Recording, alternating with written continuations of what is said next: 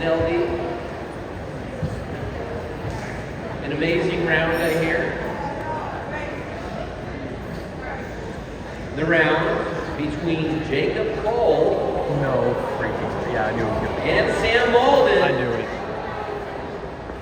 on a 5-4 decision. Your runner-up is... Hey everyone, Coach Micah here. I just got done judging the LD Finals at STOA NITOC 2026.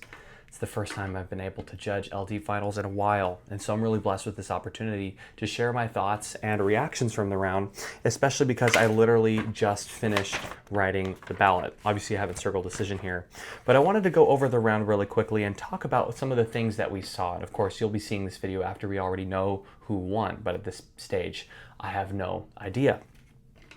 And I'm sure everybody had their own thoughts of how the round went.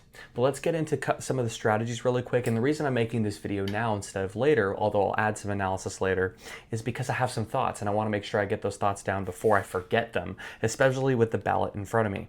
So the affirmative strategy for this round was specifically to head-on collide with the idea of conflict. Right? Because a lot of times people argue for mutual exclusion. We have a situation where we have one and without the other, or vice versa. And so the opponent's case was written entirely to get rid of that idea. I should say opponent, I meant the affirmative. The affirmative side was written to prove that both are valuable and they can never not be they don't have to be in conflict because we can have both. But my question is, if we can have both, then why do we need to choose? And this is purely from a coaching standpoint. This doesn't impact my decision. Why do we need to choose if we can have both? This is why a balanced neg and those who ran balanced negs, I think, should have done well, was because you don't have to choose. That's the whole point. We got to the foundation argument in this round. We got to a lot of different arguments around. The affirmative talked about the resolutional analysis of value when is most vital, but never provided a definition of what we mean by vital, because vital can exist in different ways, and that is really, really important. The affirmative side also had a criterion of mind, body, and soul, and each affirmative contention was to show how practical skills upholds the mind, the body, and the soul. Here's the problem. With a comparison resolution, you can't assume that just because your side upholds the criterion, that therefore the other side does not. That's not how LD works. That's not how a comparison resolution works. Just because your side upholds the value does not mean that my side doesn't uphold the value. You can make the claim theoretical knowledge does not do this all you want, but you have to directly show it. And although there were a couple word pictures, the affirmative never actually talked about how theoretical knowledge doesn't fulfill the mind, doesn't fulfill the body, or doesn't fulfill the soul. He just says that practical skills do those things. That doesn't actually help us choose which is more valuable, because ultimately at the end of the day, and Sam, or I should say the negative, missed an opportunity to really adopt the word fulfill. Theoretical knowledge can also fulfill the mind. Theoretical knowledge can also fulfill the body, and theoretical knowledge can also fulfill the soul. If anything, he could probably argue that it does that better. So if both can do those things, then therefore that criterion doesn't make sense, and we need a new one. And speaking of criterion, the opponent responded to the criterion with his own criterion. So he said, basically, my opponent brought up this criterion, my response will be my own criterion. That's not how responses work with framework. If your opponent brings up a measuring stick, for example, you can't just simply replace your measuring stick for no good reason, even if you have a reason to prefer. You have to disprove the validity of your opponent's framework first, and then bring up your criterion. Otherwise, there's no good reason to replace their criterion. In fact, that's actually something the affirmative pointed out. He's like, there's no reason to get rid of mind, body, and soul because he never actually proved why it wasn't a good measure. And in the end, he actually just referenced both as both criterion. But in a comparison resolution, if you have a framework, you have to show why that framework doesn't work. And I guess this is in any resolution, but specifically with comparison, you have to show conflict. And I'm honestly really confused on what the strategy was here by affirmative, because he kept arguing that there doesn't necessarily need to be any conflict. It's impossible to have conflict, he said. And if that is true, if it truly is impossible to have conflict, then the resolution can't be true, because the resolution has to put the two terms in conflict. You have to choose one over the other. They conflict. You cannot have both for the resolution to be true, especially when we don't know what necessity actually means. Resolutional analysis, value what is most vital. How do we determine what necessity is? And I think negative did a good job of showing just how problematic that framework is. Now, there were some really good arguments by the affirmative side, showing how you need to have the guidance versus the action and how there's different types of knowledge. There's practical knowledge and there's theoretical knowledge. He also talked about how skill is a restraint, which I personally agree with that idea, that a restraint is a skill, excuse me. Same thing with common sense, that's a skill. That is something that affects your hands-on abilities that has to be practiced and you can become proficient in it. I totally agree with that point. I also agree that with the nuclear technology argument that's just a failure of both skill and theory, not necessarily a problem of just skill. And he said the life is messy. I agree. The problem is that doesn't address the main argument. And I think the main argument by the negative ultimately got lost by the affirmative. And that's the idea that theoretical knowledge is what guides our action, which means what we believe determines how we act. It is the sole influence of what we act. Practical skills themselves cannot tell you what is right or what is wrong.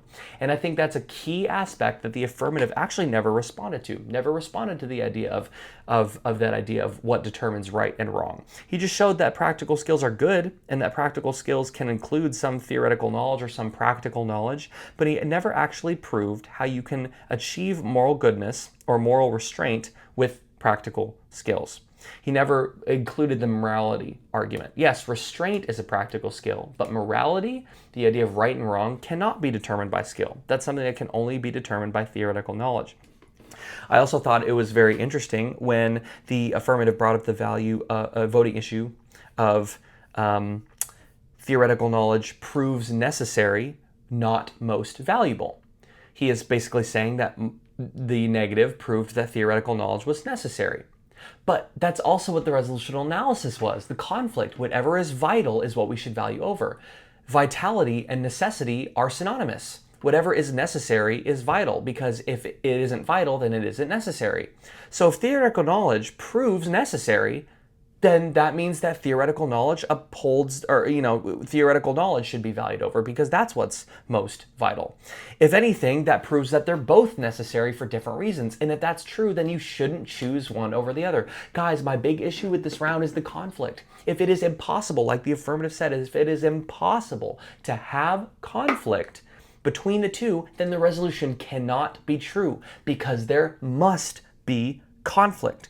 Like the main decision maker argument and the when in conflict argument that negative brought up. Listen, I think both were persuasive. In terms of pure argumentation and logic and the burden of the affirmative loses, because you can't simply do enough to just prove that both are good. You have to prove an active and significant choice of one over the other. And the negative showed how, indirectly showed how that's not the case. Another thing I noticed was kind of the personality / likability of the argumentation. Unfortunately, one of the debaters kept going over time. The timer would beep and he would bring up either a new subpoint, or he'd bring up another example, which is honestly a little disheartening, because your opponent doesn't get that time, or shouldn't even try to go over time. And when you say something, especially a word picture or a funny little story, that sticks with the judge's mind. They can't unhear it. That's why there is a really big problem when it comes to, like, whether it be the courtroom or debate analysis, your judges, your audience cannot unhear things.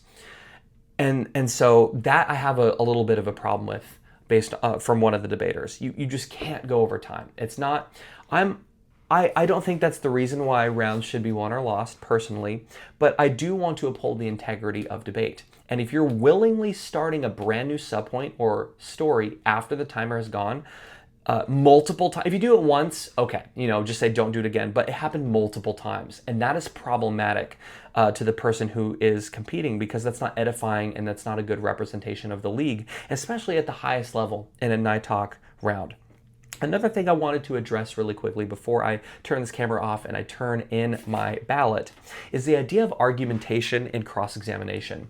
The affirmative seemed like he saw an opportunity to make an argument in cross-examination that supported his side and just asked his opponent if he agreed with it. For example, we had the question, let's see here. We can agree that restraint is an action, right?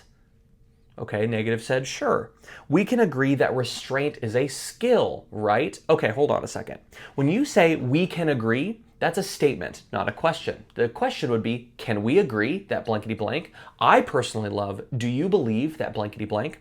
You're asking a question, not making an argument. The idea here is that restraint, which is argued by the negative, is a practical skill. That is what the affirmative is trying to argue. So he comes up in cross-examination and says, well, you would agree that restraint is a skill, right? Why would the negative ever say yes to that? The whole point is that he would argue, if restraint truly is a skill, then of course that negates the negative side. So of course the negative will say, no, that's not what I think. But here's the problem, the damage has been done. The affirmative has essentially subliminally made an argument in cross-examination. Oh yeah, by the way, your point is wrong, right? Doesn't matter whether your opponent agrees with it or not, you still made the argument within a cross-examination session. Which I guess if that's your strategy, okay, but cross-examination is really important because you want to figure out what your opponent truly believes. But if you're asking questions in the form of an argument and whether or not they agree with that argument, that is not helpful to your cross-examination session. There were a lot better chances and different questions he could have agreed or asked, but one particular debater kept asking questions in the form of an argument. You would agree that here is an affirmative constructive argument that proves the resolution true, right? That's not good cross-examination at all. And I'm dissatisfied with that cross-examination. And listen, I love LD so much. I'm not saying that any of these debaters are bad people, right? I'm an LD coach. My goal is to try to help you become the best LD debater possible. And I want to be blunt with you if you're doing something that can harm that. And I'm really happy that both of these competitors are in finals. But ultimately, when it comes down to the argumentation and just kind of like how you carry around, there are things that happen in this round that you just should not do in Lincoln Douglas, especially in a NITOC Finals round. Other than that, it's going to be a toss-up. This is going to be a really interesting decision. You're watching this video after you already know the results. I don't know the results at the time of recording this video. There were a lot of good word pictures said on both sides. One of the judges next to me responded positively to arguments on both sides. And ultimately, I think it's just going to come down to judge preference because both sides went head to head. It takes a special study of LD and understanding of how LD works from a kind of a student's perspective and an alumni and a coach to truly understand the nuances of each argument and kind of point out what I've been pointing out to you. Not everybody sees that. And so when you're trying to win a round, that's ultimately why variables like likability or professionalism are important, because if this is a close round and the judge doesn't know which way to vote, they will vote for the person they like more. And I would argue that one of the debaters did a better job of being more likable than the other debater, especially because that debater kept going over time, and that's honestly a very, very big problem. So what do I think at the end of the day? I think this is a great conclusion to this resolution. I think it could have been a better debate. I obviously think that there are arguments out there that could have been better, and I wrote some of those on the ballot for these competitors. I'm not going to get into everything at this moment. I think we'll do another round recap later.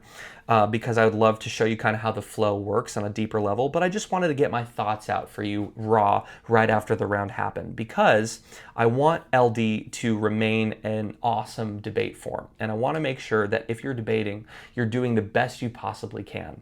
And I would argue that neither of these students necessarily did the best that they possibly could. I think there's general improvement that could have been made on both sides. And unfortunately, one of those sides did not have the necessary element to win the round.